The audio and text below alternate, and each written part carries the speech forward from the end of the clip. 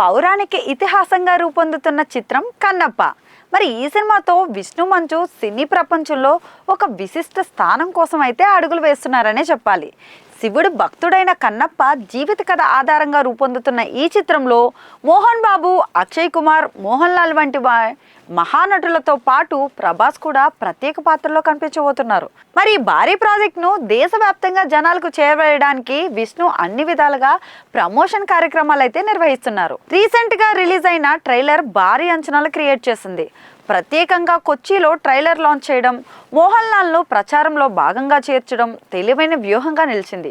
మరి ఈ ఘటన కేరళలో చర్చనీయాంశంగా మారిందండోయ్. అయితే రీసెంట్ గా ఒక ఇంటర్వ్యూలో పాల్గొన్న విష్ణు మలయాళ సినీ పరిశ్రమపై తనకున్న ప్రేమను కూడా వ్యక్తం చేశారు. మోహన్ లాల్, మమ్ముట్టి లాంటి లెజెండ్స్ సినిమాలను ఎప్పుడు మిస్ అవ్వను. ఫహద్ ఫాజల్ నటించిన ట్రాన్స్ సినిమాలో ఆయన నటన నన్ను ఎంతగానో ఆకట్టుకుంది.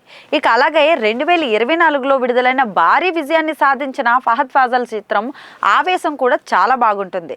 తెలుగులో ఈ సినిమాను రీమేక్ చేయాలనుకున్నా, కానీ అప్పటికే ఇతరులు హక్కులు తీసేశారు అని అన్నారు. అతని మాటల్లో ఈ సినిమాపై ఉన్న అభిమానంతో పాటు దాన్ని తెలుగులోకి తీసుకురాలేకపోయిన బాధ కూడా స్పష్టంగా కనిపించింది.